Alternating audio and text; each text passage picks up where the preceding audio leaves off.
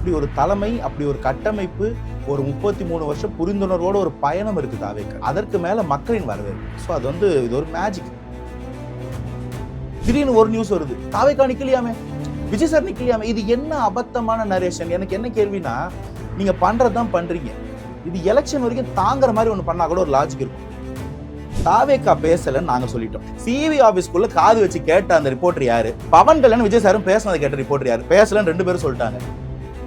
41 உயிர்கள் அங்க பலியாகி இருக்காங்க. அந்த ஒரு இன்வெஸ்டிகேஷனுக்காக நம்ம போறோம். அந்த போயிட்டு வரும்போது எனக்கு ஒண்ணும் இல்ல, நான் நல்லா இருக்கேன் அப்படின்னு கையசிட்டு வர வேண்டிய அவசியம் என்ன இருக்கு? சரி, செந்தில் பாலாஜி பிரஸ் மீட் கொடுத்தாரு, அதுக்கு என்ன?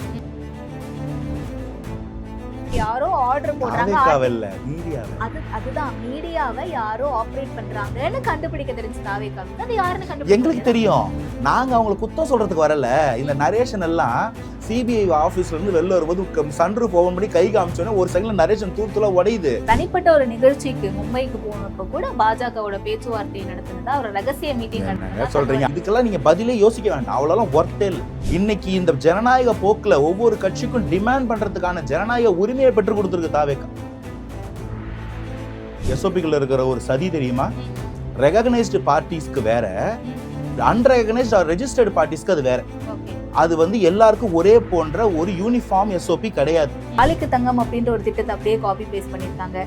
மகளிர் உரிமை தொகையை அப்படியே காப்பி பேஸ்ட் பண்ணிருக்காங்க. நீங்க ஏற்கனவே இருந்த திட்டங்களை தான் அப்படியே காப்பி பேஸ்ட் பண்ணி திராவிட கட்சிகளும் மாறி மாறி என்ன கொடுத்தாங்களோ அப்படியே கொடுத்திருக்காங்க அப்படின்றது. இல்ல, நீங்க அந்த எல்லாத்துலயுமே I consider this as selective amnesia.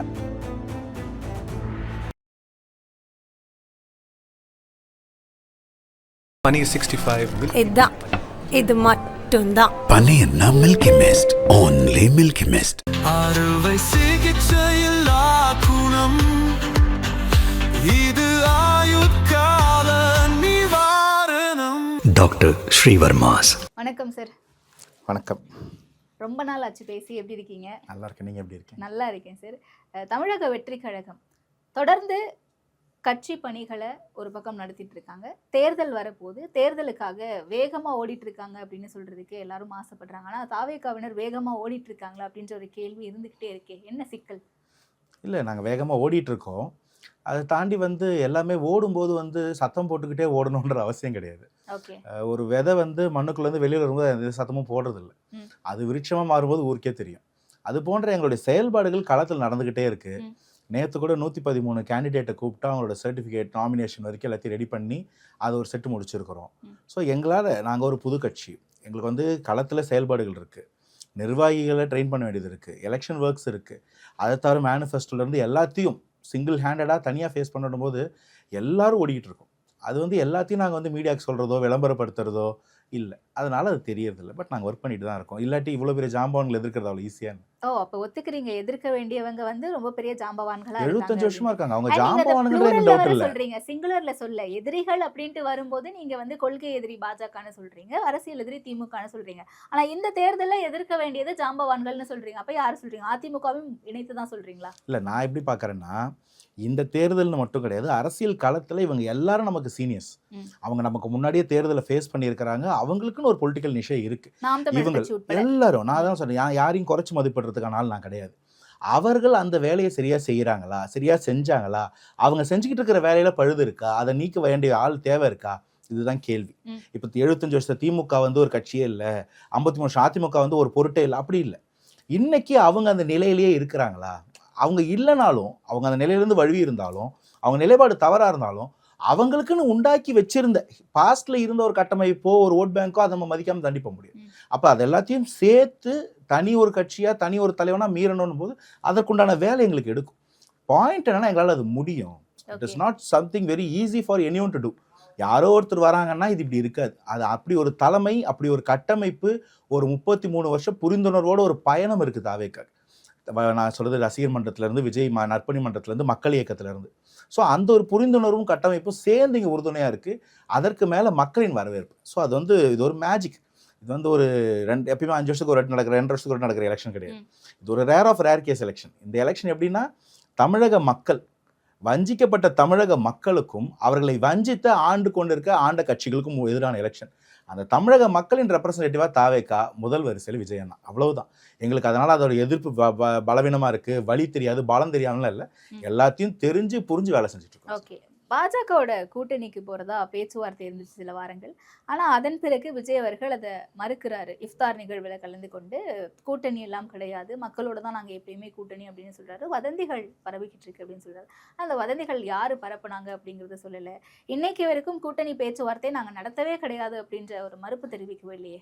இல்லை, ஆக்சுவலி அதுதான். அதுக்கு நாங்கள் என்ன பதில் சொன்னாருன்னா, மொதல் விஷயம் கொள்கை எதிரின்னு சொல்லியிருக்கோம். ஓகே, கொள்கை எதிரி கூட இன்னைக்கும் கிடையாது, என்னைக்கும் கூட்டணி கிடையாதுன்றது எங்களோட பைலால ரெசல்யூஷன் பாஸ் பண்ணி வச்சிருக்கோம். அப்போ அந்த மாதிரி ஒரு பேச்சுவார்த்தையே நடத்த போறது இல்லை தாவேகான்றது அடிப்படையில் ஒரு புரிதல். இங்க இருக்க எல்லா கட்சிகளும் தங்களுடைய பைலாஸை ஃபாலோ பண்ணிட்டே இருக்காங்களா? யாருமே பண்ணல. நம்ம பார்த்திருந்தோம், இல்ல அவங்க வாக்குறுதி கூட அமைச்சிருக்காங்க. அதுதான் சொல்றேன். அதுதான் வந்து தலைவர் இப்படிதான் தேர்ந்தெடுக்கணும், சில விஷயங்கள் அடிப்படை விதி மாற்றக்கூடாது, பேசிக் ஸ்ட்ரக்சர் இருந்ததெல்லாம் மாத்தின கட்சிகளை பத்தி எனக்கு குறை இல்லை. நான் கேட்கறது என்னன்னா, நாங்க முதல் தலைமுறையாக அரசியலுக்கு வந்திருக்கோம், முதல் தேர்தலை ஃபேஸ் பண்ணுறோம். ஒரு தலைவன் அந்த மக்களுக்கு ஏதோ ஒன்று செய்யணும்னு வரும்போது இப்படி பாஸ் பண்ணி இப்படி உடைக்கிற கட்சி நாங்கள் இல்லை. எல்லாரும் பைலாஸ் உடைச்சிருக்கலாம், கொடுத்த வாக்குறுதிகள் மீறி இருக்கலாம், 24 தேர்தலில் சொன்னதையே 25 வருஷத்துலேயே மாற்றி கூட செஞ்சுருக்கலாம். அவங்க செஞ்சதை நாங்கள் செய்வோம்னா நாங்கள் ஏன் வரணும்? நாங்கள் அப்படி இல்லை. பாயிண்ட் 1. 2வது, இங்கே பேசப்பட்டதுன்னு ஒன்று இருக்கு இல்லையா, இந்த முதல்ல வந்து அது வந்து வாய்ப்பு இருக்கான்றது நம்ம அப்புறம் வருவோம். நான் என் பக்கத்தில் நாங்கள் வாய்ப்பு இல்லைன்னு தெளிவாக சொல்கிறேன். பேசப்பட்டதுன்னா தாவேகா பேசலைன்னு நாங்கள் சொல்லிட்டோம். பேசினதா ஒன்று சொல்லிங்க இல்லையா, அந்த பக்கத்து மாநிலத்தோட துணை முதல்வர் ஒரு நடிகர் அவர் பேசிக்கிட்டு இருக்காரு, விஜய் சார் அவர் லைன்ல பேசிட்டு இருக்காங்க, அவர் விஜய் சாருக்கு இப்படி அட்வைஸ் கொடுக்குறாரு, கைடன்ஸ் கொடுக்குறாங்கன்னு ஃபிளாஷ் நியூஸ் ஓடிட்டே இருந்தது. நம்பர்ஸ் 20 40 60 80 துணை முதல்வராமே, இந்த எல்லாமே உங்களுடைய மேடையில திரு ஆதவர்ஜன் அவர்கள் பேசுறாரு. இதைத்தாங்க அவர் சொல்றாரு. ஒரு சீட்டு கொடுத்தாங்க, டெபுட்டி சிஎம் கொடுத்தாங்க, கொடுக்கறேன்னு சொன்னாங்க அப்படின்ட்டு. முதல்ல இதை முடிச்சிடறேன், நான் அதுக்கு வரேன். ஸோ இந்த மாதிரி இல்லாத ஒரு விஷயத்த பேசும்போது அவரும் நான் பேசவே இல்லைங்க, நான் விஜய் சார்ட்ட பேசி 25 வருஷம் ஆகுதுன்னு சொல்றாரு பவன் கல்யாண். எந்த முகாந்தரத்துல பவன் கல்யாணும் விஜய் சாரும் பேசிக்கிட்டு இருக்கிறாங்கன்னு சொல்லிச்சு மீடியா. இது மீடியா சொன்னது, வேற யாரும் சொல்லலை, எந்த கட்சிக்காரங்களும் சொல்லலை. ஃபர்ஸ்ட் பாயிண்ட், மீடியாவே தன்னிச்சையா சொல்லுதா இல்ல பின்னாடி யாராவது இந்த அவங்கள வாயை அசைச்சு பேச வைக்கிறாங்களான்றது பெரும் கேள்வி. ஏன்னா மீடியா பேசணும்னா அதுக்கு ஒரு கிஞ்சிட்டுமாவது ஒரு அடிப்படையில் ஒரு காரணம் இருக்கணும், அது ஏதாவது ஒரு உண்மை இருக்கணும் இல்லையா? அப்படி ஒண்ணுமே இல்லைன்னு இந்த தரப்புமா இருக்குது, அந்த தரப்புமா இருக்குது. இதை எப்படி நீங்க ஃபிளாஷ் பண்ணீங்க? அதே போலதான் வந்து சிபி ஆஃபீஸ்க்குள்ள போனா இதை கேட்டாங்களா, அதை சிபி ஆஃபீஸ்க்குள்ள உங்களுக்கு யார் சொன்னது? திடீர்னு ஒரு நியூஸ் வருது, தாவேகா நிக்கலையாமே, விஜய் சார் நிக்கலையாமே. இது என்ன அபத்தமான நரேஷன்? எனக்கு என்ன கேள்வினா, நீங்க பண்றதுதான் பண்றீங்க. இது எலெக்ஷன் வரைக்கும் தாங்குற மாதிரி ஒன்று பண்ணா கூட ஒரு லாஜிக் இருக்கும். இது ஒரு வாரம் இருக்குமோ அப்படின்னு எலெக்ஷன் வரைக்கும் யோசிக்கிற மாதிரி 1 2 பண்றாங்க, அது தனி. எலெக்ஷன் அனௌன்ஸ் ஆகும்போது கேண்டிடேட் போடும்போது தெரிஞ்சிடும் தாவேகா தனியாக நிற்க போது, 234 தொகுதி நிற்க போது, இல்லாட்டி வந்து இவங்க கூட என்னைக்கு கூட்டணி இல்லைன்னு. அந்த தெளிவு தானா ஏற்படுத்தி தான் எலெக்ஷன் போய் ஆகணும். அப்ப எதுக்கு இந்த நரேட்டிவ் பண்றீங்கன்னா, அந்த அளவுக்கு ப்ரெஷர் இருக்கு அவங்களுக்கு எங்க இருந்தோ நான் சொல்ல வேண்டிய அவசியம் கிடையாது. அப்ப இப்படிதான் மீடியா ஒர்க் ஆகுதுன்னா இதுதான் நியாயமா? மீடியாக்கு மீடியாவை இப்படி பேச வைக்கிறதுக்கு யாரோ செயல்படுத்துறாங்கன்னு நான் சொல்றேன். அதுதான் யாரோ, அதை நீங்க தான் கண்டுபிடிக்கணும். நீங்க தான் இன்வெஸ்டிகேட்டிவ் ஜேர்னலிஸ்ட், நீங்க கண்டுபிடிச்சு சொல்லுங்கன்ற, அதையாவது நீங்க கண்டுபிடிங்கன்ற. யாரோ இதை ஆபரேட் பண்றாங்க, யாருக்கும் இதுல லாபம் இருக்கு, யாருக்கு லாபம் இருக்குன்னு கொஞ்சம் நீங்க வந்து காமன் சென்ஸ் யூஸ் பண்ணி உங்களுக்கு தெரிஞ்சிடும். அப்ப தாவேகா வந்து யாரோ ஒரு கமாண்ட் பண்றாங்க, யாரோ ஆர்டர் போடுறாங்க, தாவேகாவை இல்ல மீடியாவை. அதுதான் மீடியாவை யாரோ ஆபரேட் பண்றாங்கன்னு கண்டுபிடிக்க தெரிஞ்சு தாவேகாவுக்கு அது யாருன்னு கண்டுபிடிக்க எங்களுக்கு தெரியும். நாங்க அவங்களை குத்தம் சொல்றதுக்கு வரல. இந்த நரேஷன் எல்லாம் சிபிஐ ஆபீஸ்ல இருந்து வெளில வரும்போது சன்ரூஃப் ஓபன் பண்ணி கை காமிச்சோன்னே ஒரு செகண்ட்ல நரேஷன் தூள் உடையுது. இந்த நரேஷன் எல்லாம் 10 செகண்ட் கூட தாங்காது எங்க கிட்ட. இதுக்கு எதுக்கு நம்ம பதில் சொல்லணும்? இவங்களுக்கு பதில் சொல்றது எங்க வேலை இல்ல, எங்களுக்கு மக்கள் பிரச்சனை இருக்கு. சுக்குனரா உடையுதுன்னு நம்ம சொல்ல முடியும். நம்ம எந்த விஷயத்துக்காக சிபிஐ என்கொயரிக்கு போகணும் அப்படிங்கறது ஒன்று இருக்கு. 41 உயிர்கள் அங்க பலியாகி இருக்காங்க. அந்த ஒரு இன்வெஸ்டிகேஷனுக்காக நம்ம போறோம். அந்த போயிட்டு வரும்போது எனக்கு ஒன்றும் இல்லை, நான் நல்லா இருக்கேன் அப்படின்னு கையெழுத்து வர வேண்டிய அவசியம் என்ன இருக்கு? சரி, செந்தில் பாலாஜி பிரஸ் மீட் கொடுத்தாரு, அதுக்கு என்ன அர்த்தம்? ஏர்போர்ட்ல போகும்போதும் கொடுத்தாரு, வரும்போது கொடுத்தாரு, அதுக்கு என்ன அர்த்தம்? சரி, அப்ப அவங்க செந்தில் பாலாஜியை கூப்பிட்டாங்க. நான் என்ன சொல்றேன், நான் கேட்கிறேன், செந்தில் பாலாஜிக்கு விஜய் சாரோட ஈவென்ட் அது, விஜய் சார் அங்க இருந்தாரு, விட்னஸ்ன்னு சொல்லி கூப்பிட்டுருக்காங்க. நீங்க அங்க இருந்தீங்கல்ல, நீங்க எதை பாத்தீங்கன்னு வந்து சொல்லுங்கன்னு கேக்குறாங்க. செந்தில் பாலாஜி எதுக்கு கூப்பிட்டாங்க? அந்த ஈவெண்ட்டுக்கு அவருக்கு என்ன சம்பந்தம்? ஓகே, சொல்லுங்க. என்ன கேட்டா எனக்கு எப்படி சார் தெரியும்? என்னங்க நீங்க ஜேர்னலிஸ்ட், எல்லாமே நீங்க தான் எங்களுக்கு சொல்லணும். மக்களுக்கு கண்ணும் காதும் ஊடகம், நீங்க தெரியலன்றீங்க.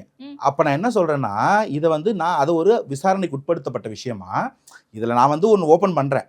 அதை மக்கள் ஜட்ஜ்மெண்ட்டுக்கு நான் விடுறேன். உங்களுக்கு தெரியும்னு எனக்கு தெரியும். ஆனால் நான் அதை சொல்கிற ஆள் இல்லை. ஏன்னா நாங்கள் அப்படி தான் விச்சோ சைலன்ஸ். நாங்கள் வந்து இங்கே நீதி விசாரணை நம்புகிறோம், இந்த ஜுடிஷியல் சிஸ்டமை நம்புகிறோம். அந்த ஜுடிஷியல் சிஸ்டம் இதை எடுத்து பண்ணும்போது அங்கே உண்மை வெளில வரும் நம்புகிறோம். அப்போ இதை நீங்கள் புரிஞ்சுக்கோங்கன்னு நான் சொல்கிறேன். ஸோ அவர் போகிறாரு, அவர் ப்ரெஸ் மீட் கொடுக்குறாருன்னா இது பொறுப்பற்ற தன்மை இல்லை. நான் என்ன சொல்கிறேன், அவருக்கான வரவேற்பு என்னன்றது ஒன்று. ரெண்டாவது, இங்கே நீங்கள் ஊடகங்களில் பல்வேறு கட்ட நரேஷன்ஸ் பில்ட் பண்ணுறீங்க பாருங்க. அழுத்தம் கொடுத்துட்டாங்களாமே, அப்படியே ப்ரெஷர் மவுண்ட் ஆயிடுச்சாமே, அப்படிலாம் ஒன்றும் இல்லை. உங்க கட்சியில இருந்தே திரு அருண்ராஜ் அவர்கள் பேசியிருக்காரு பிரஸ் மீட்ல. அழுத்தம் கொடுக்குறாங்க சிபிஐ மூலமா, ஜனநாயகம் திரைப்படம் அழுத்தம் கொடுக்குறாங்கன்னு விஜய் சாரே சொன்னார். அழுத்தம்லாம் இல்லாம இல்ல, அந்த அழுத்தத்துக்கெல்லாம் அசர்ற ஆளா நானுன்றதுதான் பதில். இங்க அழுத்தம் இருக்கான்னு நீங்க நினைக்கிறீங்களா? அப்பா வாப்பா நேரா வாப்பா சிஎம் உட்காந்துப்பான்னு விட்டுருவீங்களா? இங்க எவ்வளவு அழுத்தம் கொடுப்பீங்க, எவ்வளவு தடை விதிப்பீங்கன்னு தான் பாத்துக்கிட்டு இருக்கமே. யாருக்குமே இல்லாத, ஊருக்குமே இல்லாத எஸ்ஓபின்னு ஒன்று கிரியேட் பண்ணி தாவேக்காக்கு மட்டும் போட்டு 4000 இல்ல நான் சொல்றேன் கேளுங்க. 4000 ஒரு புரோட்டோகாலை நம்ம ஃபாலோ பண்ணனும் அப்படிங்கிறது எல்லா அதை நீங்க ஃபுல்லா படிச்சீங்களா? எஸ்ஓபிக்குள்ள இருக்கிற ஒரு சதி தெரியுமா? ரெகக்னைஸ்டு பார்ட்டிஸ்க்கு வேற, அன்ரெகனைஸ்டு ஆர் ரெஜிஸ்டர்டு பார்ட்டிஸ்க்கு அது வேற. அது வந்து எல்லாருக்கும் ஒரே போன்ற ஒரு யூனிஃபார்ம் எஸ்ஓபி கிடையாது. அதைத்தான் நாங்க கோர்ட்ல சேலஞ்ச் பண்ணிருக்கோம். ரூல் 1. அன்ரெகனைஸ்டு பார்ட்டியுமே இங்க நிறைய கட்சிகள் இருக்காங்கல, தாவேகா மட்டும் கிடையாதுல. அப்ப தாவேகா இதுல கேள்வி என்னன்னா, ஃபர்ஸ்ட் எலெக்ஷன் ஃபேஸ் பண்ற ஒருத்தங்கள அதுக்கு முன்னாடியே நீங்க அன்ரெகனைஸ்டுன்னு எதை வச்சு டிசைட் பண்ண முடியும்? இது ஒரு பார்ஷியாலிட்டி தானே மேம். நான் என்ன கேட்கறேன், ஒரு பள்ளிக்குள்ள கால் வைக்காத ஒரு குழந்தைய, இன்னும் அந்த சிலபஸை தொடாத ஒரு குழந்தைய நான் ஒரு +2 மாணவனுக்கு ஈக்குவேட் பண்ணுவேன், அதை வச்சு இந்த குழந்தைய கிரேட் பண்ணுவேன்னு ஒன்று இருக்கு. அதை காரணம் காட்டி அழுத்துவேன்னு ஒன்று இருக்குல்ல. நான் கேட்கறது இந்த எஸ்ஓபியில் ஒரு அடிப்படையில் ஒரு கேள்விங்க. 5000 பேருக்கு மேலே வந்தா காவல்துறை அந்த ஈவெண்ட்டோட பாதுகாப்புக்கு பொறுப்பு இல்லைன்னு கையை விரிக்கிறது என்ன லாஜிக்? இதை நீங்க ரெகக்னைஸ்டு பார்ட்டிஸ்க்கு வைக்கல, ரெஜிஸ்டர்ட் பார்ட்டிஸ்க்கு வைக்கிறீங்க. தன்னெழுச்சியா கூட்டம் வரக்கூடிய அன்ரெகனைஸ்டு பார்ட்டிஸ் யார் யார் சொல்லுங்க. இது தாவேக்கா மேல வலை பின்னி கட்டவிழ்த்தப்படக்கூடிய ஒரு அதிகார துஷ்பிரயோகம் நான் குற்றம் சாட்டுறேன். அதை இல்லைன்னு எப்படி மறுப்பீங்க? அப்படிதான் இருக்கு களம். இது போல இந்த அழுத்தங்கள் இல்லாம இருக்கா? இருக்கு, அழுத்தம் இருக்கு, தடை போடுறாங்க. இந்த தடைக்கெல்லாம் நாங்க அஞ்சியோ காம்ப்ரமைஸா போயிருந்தாலோ அது வேற மாதிரி போயிருக்க முடியும். 1000 வாய்ப்பு இருக்கு. இந்த காம்ப்ரமைஸுக்கு என்னைக்கும் போக முடியாது. இப்படி காம்ப்ரமைஸ், தனிப்பட்ட தேவைக்கு காம்ப்ரமைஸ் பண்ணி தான் இப்படி மாநில உரிமையை விட்டு கொடுத்துட்டு நிக்கிறீங்க. அதுக்கு நாங்க வரல, நீ என்ன அழுத்திக்கோ. இப்போ கடந்த வாரம் கூட விஜய் அவர்கள் தனிப்பட்ட ஒரு நிகழ்ச்சிக்கு மும்பைக்கு போனப்ப கூட பாஜகவோட பேச்சுவார்த்தை நடத்தினதா ஒரு ரகசிய மீட்டிங் நடத்தினதா சொல்றீங்க. அன்னைக்கு எல்லாரும் டெல்லியில உட்காந்து பாஜக கூட பேசிட்டு இருந்தாங்க. பியூஷ் கோயல் அவர்கள் பேசினதா ஒரு தகவல். அவர் டெல்லியில தானே பேசிட்டு இருந்தாரு. அவர் தான் எல்லாத்தையும் கூப்பிட்டு சென்னைக்கு வந்திருக்காரு. இதுதான் எனக்கு என்ன புரியலன்னா, பேசணும்னா நீங்க என்னங்க கற்காலத்துல இறங்கி புறா விட்டு பேசணும், வீட்டுல இருந்தே போன்ல பேசலாம். அப்படிலாம் முடியாமலாம் இல்லை. அதுக்காக நாங்கள் இங்கேருந்து பாம்பே போயிட்டு இல்லை. அதுதாங்க இதுக்கு பேர் நரேஷன். நான் சொன்னேன் இல்லைங்களா, இந்த அழுத்தம், அடிபணிந்து விட்டோம், கூட்டணி போயிட்டோம்னு சொல்றது எல்லாம் எப்படி இல்லாத, கிஞ்சிற்றும் உண்மை இல்லாத பொய்களை கட்டமைத்து ஒரு கட்டவிழ்த்து விடப்படுகிறதோ அதே தான் இதுவும். இதுக்கெல்லாம் நீங்க பதிலே யோசிக்க வேண்டாம், அவ்வளோலாம் ஒர்த்தே இல்லை. ஸோ இப்போ அதை தான் வந்து அண்ணனும் ஸ்டேஜில் சொன்னார், அதை தான் வந்து அருண்ராஜ் சாரும் சொன்னார், அதை தான் ஆதவனும் சொன்னார். இந்த கூட்டணிகள் பேச்சுவார்த்தை எப்படி நடக்கும் உங்களுக்கு தெரியாது ஒன்றும் இல்லை. இருந்தாலும் நீங்கள் கேட்டதுக்காக நான் சொல்கிறேன். ஒரு ஸ்டேஜில் ஆதவனை சொன்னது என்னன்னு கேட்குறீங்களா, அதுக்கு நான் சொல்கிறேன். இந்த ஃபில்லர்ஸ்னு சொல்லுவாங்களாம். 2 கட்சிக்கு நடுவில் இருக்கும்போது தூது, இந்த மாதிரி எங்களுக்கு ஒரு அப்ரோச் பண்ண ஒரு ஐடியா இருக்குது, நீங்கள் கொஞ்சம் கன்சிடர் பண்ண சொல்லுங்களேன் அப்படின்னு. மோஸ்ட்லி இது எப்படி பண்ணுவாங்கன்னா, ஊடகத்துறையில் இருக்கக்கூடியவங்க மூலமாக, ஏன்னா அவங்க 2 பக்கம் பேசக்கூடிய வாய்ப்பு இருக்குங்களா, அவங்கள வச்சு தூதுகள் விடுவாங்களாம். அப்படி விடும்போது அதுக்கப்புறம் பேசலான்னா அது தொடர்றதும், பேச வேணாம்னா அந்த கார்டை டேர்ன் டவுன் பண்ணுறதும் தான் ஜென்ரலாக நடக்குமா. இப்படி தான் அலையன்சஸ் பேச்சுக்கள் தொடங்குமா. நம்ம அரசியலுக்கு புதுசு, அதனால சீனியர் சொல்றதுன்னு நான் கேட்டு கத்துக்கிட்டேன். அப்படி பேசப்படும் போது வந்த ஆஃபர்ஸ் இதெல்லாம் எங்களுக்கு இதெல்லாம் கொட்டி கொடுக்கவும் காத்திருக்கிறாங்க. we didn't even consider the offer அப்படின்றது தான் ஆதவன் நான் சொன்னது. எங்களுக்கு அழுத்தம் இல்லாம இல்லை, ஆனா நாங்க அந்த அழுத்தத்தை பார்த்து பயப்படலை, நாங்க அந்த அழுத்தத்தை புறங்கையில தள்ளுறோம். ஏன்னா மடியில காணம் இல்லை எங்களுக்கு, அதனால பயம் இல்லை. நாங்க ஒன்று இதை பண்ணுவோம் அதை பண்ணுவோம், சட்டபூர்வமாக எல்லாம் பண்ண முடியும். என் வெற்றியவோ என் படத்தையோ தள்ளி போட முடியும், எப்படி தடுக்க முடியும்? சட்டம்னு ஒன்று இருக்குல்ல, சட்டத்தின் ஆட்சியில் தானே இருக்கும். அப்போ எங்களால் அதை போட்டு சண்டை போட்டு வெளில கொண்டு வர முடியும், ஒரு நம்பிக்கை. அதனால நாங்கள் பயப்படாமல் செயல்படுறோம். அந்த அழுத்தம் இருக்குன்னு சொன்னால் அது இல்லைன்னு உடைக்கிறோம். அங்கே இருக்கிற சிபிஐயில் இருக்கிற பாதுகாப்பு சிஏஎஸ்எஃப் ஆஃபீஸர்ஸை சிரிக்கிறாங்க, சந்தோஷப்படுறாங்கன்னா அது அந்த மக்களின் வரவேற்பு, அது ஒரு தலைவனுக்கு இருக்கிற வரவேற்பு, அது இங்கே இல்லை மற்றவங்களுக்கு. ஸோ இது எல்லாமே பார்த்தீங்கன்னா அவங்க கட்டமைக்கிற ஒரு பொய்க்கும் அதை நாங்கள் பதிலே சொல்லாமல் சுக்குநூறாக உடைக்கிற நடுவில் நடக்கிற ஒரு போர், பெர்செப்ஷன் பேட்டில் இது. ஓகே. தாவேக்கா அதுல முந்திக்கிட்டும் வென்றுகிட்டும் இருக்கு, அவ்வளவுதான். இதுல நீங்க பெருசா போட்டு அவங்க சொன்னதெல்லாம் போட்டு குழப்பிக்க வேணாம். இல்ல முதல் மாநாட்டிலேயே பவர் ஷேரிங் அப்படின்ற ஒரு ஆஃபரை பகிரங்கமா வச்சும் கூட இன்னைக்கு எந்த கட்சிகளும் கூட்டணிக்கு விஜயை நம்பி வரல. அன்ப்ரூவன் ஓட்ஸ் வச்சிருக்காரு விஜய். எவ்வளவு ஓட்ஸ் இருக்குன்னு தெரியாம எந்த கட்சிகள் விஜயை நம்புவாரு? அவருடைய செயற்பாடுகள் ஸ்பீடால, களத்துல நிக்க மாட்டேங்கிறாரு, பிரச்சாரத்துக்கு வர மாட்டேங்கிறாரு, ரொம்ப ஸ்லோவா இருக்காரு, பெருமளவுல எந்த ஒரு ரியாக்ஷன்ஸும் கொடுக்க மாட்டேங்கிறாரு இங்க நடக்கக்கூடிய சமூக பிரச்சனைகளுக்கு. இப்போ இப்படி இருக்கக்கூடிய நபரை நம்பி, கட்சியை நம்பி எப்படி கூட்டணிக்கு போவாங்கன்ற விமர்சனம் இருக்கே தொடர்ந்து. விஜய் தனித்து விடப்பட்டிருக்கிறார் அப்படின்ற ஒரு பார்வையும் இருக்கே. ஆக்சுவலி விஜய் அண்ணா தனியாக தான் வந்தார். கூட்டமாக வர்ற செக்மெண்ட் வேற, தனியாக வர்ற செக்மெண்ட் வேற. இவர் தனியாக தான் வந்தார். கூட்டத்தோட தான் வரணும்னா அதுக்கு ஒரு கட்சி ஆரம்பித்து இதை பண்ண வேண்டிய அவசியங்களுக்கு கிடையாது. இங்கே நாங்கள் ஒரு மாற்றத்தை எதிர்நோக்கி வரோம். அதற்கான ஒரு பிரயத்தனம், ஒரு பிரெயின் சைல்டு ஆஃப் விஜய் அண்ணா தான் இந்த தாவேக்காவே. இங்கே நாங்கள் சொன்ன பாயிண்ட் நாங்கள் தெளிவாக இருக்கோம். எங்களுடைய விஷன் தமிழ்நாட்டை தாவேக்கா தலைமையில் ஆளணும். இதுல நாங்க பவர் ஷேரிங் பண்ண மாட்டோம், யாருக்கு எதையும் கொடுக்க மாட்டோன்ற மைண்ட் செட் இல்ல. We are a pro democratic party. அதனால கூட்டணியில் யாராவது வந்தால் வர்றவங்களுக்கு அதிகாரத்தில் பங்கு கொடுக்கணும். அதற்கான வேலைகள் தாவேக்கா செய்யும், இவ்வளவுதான். இது ஒரு பொலிட்டிக்கல் ஸ்டேட்மெண்ட், இது ஒரு கமிட்மெண்ட். வர்றவங்க யாரா இருந்தாலும் நாங்க ரெடின்னு சொல்றது தான். இதுக்கு அர்த்தம் நீங்க வந்தா தான் நாங்க அரசியல் பண்ணுவோம், நீங்க வந்தா தான் நாங்க எலெக்ஷன் நிற்போம் இல்லை. நாங்கள் தனியாக நிற்கிறோம், தனியாக நின்னாலும் இந்த மேண்டேட்டை மக்கள் நம்ம கொடுப்பாங்க, அதற்கு தேவையான மக்கள் இங்கேவே இருக்கிறாங்க. இதை தாண்டி யாராவது வந்தால் நாங்கள் இல்லைங்க இவ்வளோ பெரிய படையோடு வந்திருக்கிறோம், நாங்கள் அடைக்கலம் தேடி வரல, படைக்கலத்தோடு வந்திருக்கோம், நான் யாரையும் மதிக்கல, அப்படி இல்லை. அது ஒரு பார்ட் ஆஃப் த ஸ்டேட்மெண்ட். எங்களால் தனியாக நிற்க முடியுன்றது தான் ஃபர்ஸ்ட் ஸ்டேட்மெண்ட். ஒரு சைடு வச்சாச்சு. ஆன் த அதர் ஹேண்ட் இன்னைக்கு வரைக்கும் கூட்டணிகளில் சீட்டுகளும் அந்த சீட்டுகள் நிற்கக்கூடிய சின்னங்களும் இன்ஃபேக்ட் கூட்டணி தலைமைகள் வேட்பாளர்களையும் டிக்டேட் பண்ணுறாங்களாம். இந்த பேச்சு இவ்வளவு இழுபறி 2023 இப்படி ஒன்று இருக்கும்னு சொன்னால் நம்பியிருப்போம் யாராவது? எப்படி இருந்துச்சு? இன்னைக்கு இந்த ஜனநாயக போக்குல ஒவ்வொரு கட்சிக்கும் டிமாண்ட் பண்றதுக்கான ஜனநாயக உரிமையை பெற்றுக் கொடுத்துருக்கு தாவேக்கா. 2021 தான் திமுக கூட்டணியில டிமாண்ட் பண்ணக்கூடிய இடத்துல இருந்த கட்சிகளை சுருக்கி இவ்வளவு நம்பர்ஸ் தான் கொடுக்கப்படும்னு அந்த ஒரு பேரம் பேசின இடத்துலயே ஆதவர்ஜனா தான் இருந்தாங்கன்ற. இல்ல நான் என்ன சொல்றேன், அன்னைக்கு நானே திமுக ஓட்டு போட்டேன். நாம என்ன எதிர்பார்த்தோம், அஇஅதிமுக ஆட்சியில் இவ்வளவு தப்பு நடக்குது, இங்க தலைமை மாறி இருக்குது, ஆட்சி மாறும்னு எதிர்பார்த்ததுல ஆமா எல்லாரும் எதிர்பார்த்திருப்போம். அது மாறல, அதோட மோசமா இருக்கு சட்ட ஒழுங்கு, பாதுகாப்பு, போதைன்றது கண்ணோட தெரியும் போது இன்னைக்கு திரும்ப நம்ம வாயை பொத்திட்டு இருக்கணுமோ இல்ல திரும்ப பழசு கொடுக்கணும்ன்றது எங்க வேலை இல்லை. ஸோ இன்னைக்கு வேற ஆள் இல்லை மாற்றத்துக்கணுமோ, அந்த மாற்றத்தை நம்மளே உருவாக்கணும்னு நிக்கிறது. அந்த விஷயத்தை முதல்ல நீங்க புரிஞ்சுக்கணும். அன்னைக்கு அப்படி இருந்துச்சு, ஆனா 21 மைண்ட் செட் அப்படிதான் இருந்துச்சு. மாறலையே. வந்த உடனே சொன்ன வாக்குறுதி எது நடந்துச்சு? ஒரு எஜுகேஷன் கடன் தள்ளுபடி சொன்னீங்களே, நகை கடன் தள்ளுபடி சொன்னீங்களே, வேலை வாய்ப்பு சொன்னீங்களே, போதையில்லா மாநிலம் சொன்னீங்களே, போதையில்லா மாநிலமா இருக்கு, கடன் அடைப்போம்னு சொன்னீங்களே, கடன்ல வளர்ந்து இருக்குது. இதெல்லாம் கண் கூட பார்க்கும்போது ஒரு கண் எதற்க தெரியுது. ஒரு அமைச்சர் பிடிஆர் சொல்றாரு, ஒரு வருஷத்துக்கு 30,000 கோடி திருடுறாங்க. ஆடியோ இருக்கு. இந்த மாதிரி டாஸ்மாக்ல 50,000 கோடி ஓட்டையில போய்கிட்டு இருக்குன்னு பிரஸ் மீட் கொடுத்துருக்காரு, ஆர்டிகல் இருக்கு. அவரை உடனே நீங்க மாத்தி ஒரு ஐடி டிபார்ட்மெண்ட்ல போடுறீங்க, இன்ஃபர்மேஷன் டெக்னாலஜில ஃபினான்ஸ் படிச்ச ஒருத்தர், அவ்வளவு பெரிய பேங்க்குக்கு அவ்வளவு பெரிய டைரக்டரா இருந்த ஒருத்தர் ஃபினான்ஸ்ல இல்ல. அவர் வரும்போது சொல்றாரு எல்லா ஜாபும் டிஎன்பிசில ஃபில் ஆகணும்னு சொல்றாரு. ஆனா டிஎன்பிசிக்கு சம்பந்தம் இல்லாம டெக்னிக்கல் ஜாப்னு சொல்லி ஸ்கேம் நடந்திருக்குன்னு இடி சொல்லு. கேஎன்ஐயா ஸ்கேம் சொல்றேன், கேஷ் ஃபார் ஜாப் ஸ்கேம். அப்ப இதெல்லாம் நடக்கும்போது திமுக கேட்க வேணாமா? இல்ல அதான் கண்டிப்பா கேட்கணும். ஆளும் கட்சியா இருக்காங்கன்னா எதிர்கட்சியா இருந்துதா இங்க ஒவ்வொரு கட்சியும் செயல்பட வேண்டிய அவசியம் இருக்கு, அதை நான் மறுக்கல.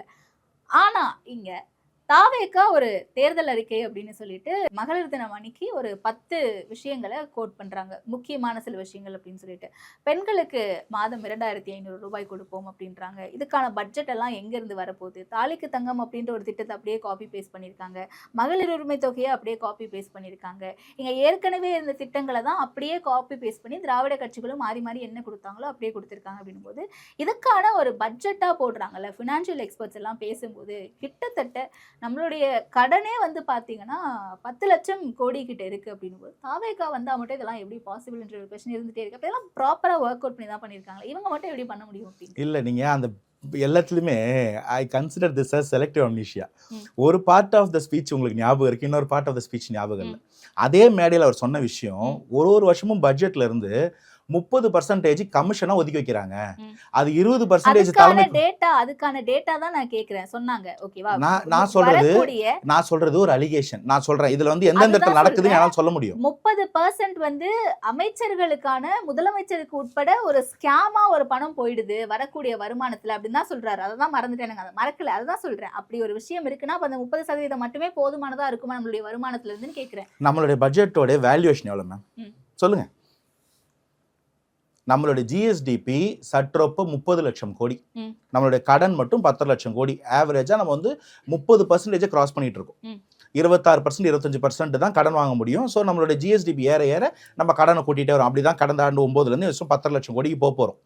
இன்னைக்கு அந்த 30 லட்சம் கோடின்னு வச்சுப்போம். இல்லை ஒரு 4.5 லட்சம் கோடி பட்ஜெட் வேல்யூ மட்டும் கூட வச்சுக்கோங்க. இந்த 4.5 லட்சம் கோடிக்கு 10% எவ்வளவு? 45,000 கோடி. 30% 1,05,000 கோடி. 1 லட்சம் கோடி நீங்கள் ரவுண்ட் பண்ணி வச்சிங்கன்னா கூட 1.5 கோடி ரேஷன் கார்டுக்கு 1.5 கோடி மகளிருக்கு நாங்கள் சொல்லும்போது தெளிவாக சொன்னோம், அரசு ஊழியர்கள் கொடுக்க போகிறதில்ல, 60 வயசு மேலே கொடுக்க போகிறதில்ல. ஏன்னா எனக்கு தெரியும் யாருக்கு கொடுக்கணும், தகுதி வாய்ந்தவங்களுக்கு கொடுக்க போகிறோம்னு சொல்லிட்டு எல்லாருக்கும் கொடுக்க போகிறோம்னு சொல்லி தகுதி வாய்ந்தவங்களுக்கு கொடுக்கல, நாங்கள் தகுதி வாய்ந்தவங்க கொடுக்க போகிறோம்னு சொல்கிறோம். ஒரு 1.5 கோடி ரேஷன் கார்டுக்கு மாதம் 2,500 ரூபா கொடுத்தா ஒரு கோடின்னு வச்சுக்கோங்க ஒரு கால்குலேஷன் பர்பஸுக்கு. மாதம் எவ்வளோமே? அந்த பட்ஜெட் ஒரு வருஷத்துக்கு கொடுக்கறதுக்கான காசு இந்த 1 லட்சம் கோடிக்குள்ள இருக்கு. தாலிக்கு தங்கம் 1 கிராம் 8 கிராம் தங்கம் கொடுக்குறோம், 1 சவரம் தங்கம் கொடுக்குறோம். இன்னைக்கு வேல்யூவேஷன் கூட ஒரு 1.25 லட்சம் ரூபா 1 சவரம் தங்கம். வருஷத்துக்கு 10 லட்சம் பேர் கல்யாணம் ஆகுமா? ஈக்குவேட் பண்ணி பாருங்க. இதுக்கு தேவையான மொத்த பணமும் இங்க இருக்கு. அவ்வளவுதானே இருக்கும். 1 கோடி பேருக்கு ஆகுமா? இல்ல வருஷம் தமிழ்நாட்டுல 1 கோடி கல்யாணம் ஆகுதா? இப்போ வந்து நம்ம 1.25 லட்சம் இருக்கு நகை அப்படின்னு சொல்லிட்டு அதுக்கான கால்குலேஷன் போடுறோம். நம்ம 1.25 லட்சம் நகை மட்டும் தான் கொடுக்க போறோமா? பட்டு புடவை கொடுப்போம். 1.5 லட்சம் ரூபாய் வேல்யூவேஷன் போட்டிருக்கோம். நான் என்ன சொல்றேன்னா, இல்ல நான் உங்களுக்கு மோதிரம் போடுவோம்னு ஒரு நான் சொல்றது ஒரு நிமிஷம் நீங்க அண்டர்ஸ்டாண்ட் பண்ணிக்கோங்க. என் பாயிண்ட் என்னன்னா, ஒரு பக்கம் there is a huge leakage. அதை நான் 1 லட்சம் கோடிக்கு ஒப்பிடுறேன். 4.5 லட்சம் கோடி ரூபாய் பட்ஜெட்ல 30% லீக்கேஜ் நாங்க அசியூம் பண்ணியிருக்கோம். அதை வந்து 1 லட்சம் கோடி ரூபாய்க்கு நாங்க ஒத்து வைக்கிறோம். we compare it to 1 lakh crores. அந்த 1 lakh crores லீக்கேஜ் இருந்ததுன்னா நான் சொல்லக்கூடிய திட்டங்கள் எல்லாமே 2,000 கோடி 3,000 கோடி 6,000 கோடி தான் பட்ஜெட். இதை ஏன் பண்ண முடியாதுன்னு நீங்க என்ன கேக்குறீங்கன்னா, இதற்கு பதில் நான் சொல்ல வேண்டாம், விஜய் நான் சொல்ல வேண்டாம், இன்னைக்கு இருக்கக்கூடிய முதல்வரே சொல்லியிருக்காரு. 2021 அவர் கொடுத்த வாக்குறுதியில மேனிஃபெஸ்டோல கடைசி பக்கத்துல 71 பக்கத்துல இவ்வளோ கடன் இருக்குதே, 4.5 லட்சம் கோடி ரூபாய் கடனா இருக்கே இந்த மாநிலத்துல, இவ்வளோ திட்டம் சொல்லியிருக்கீங்களா, 505 வாக்குறுதி எப்படி செய்வீங்கன்னு நீங்க என்ன கேட்கலாம். நான் சொல்றேன், ஒரு டிரான்ஸ்பரண்டான கள்ளங்கபடம் இல்லாத ஊழலற்ற ஒரு அரசாங்கம் இருந்தா இந்த எல்லா திட்டத்தையும் நிறைவேற்றி இந்த கடனையும் அடைக்க முடியும். அதை நோக்கி இந்த அரசு செயல்படும்னு வாக்குறுதி கொடுத்தார். சொன்னாரு, செய்யல. 4 லட்சம் கோடி கடன், 10 லட்சம் கோடி கடன், 6 லட்சம் கோடி ஏத்திட்டாரு. அந்த வாங்கின காசு 40% கூட கேபிட்டல் அவுட்லேக்கு போல, மீதி எல்லாமே வந்து கடனை வட்டி கட்டுறதுக்கும் இதுக்கும் போச்சு.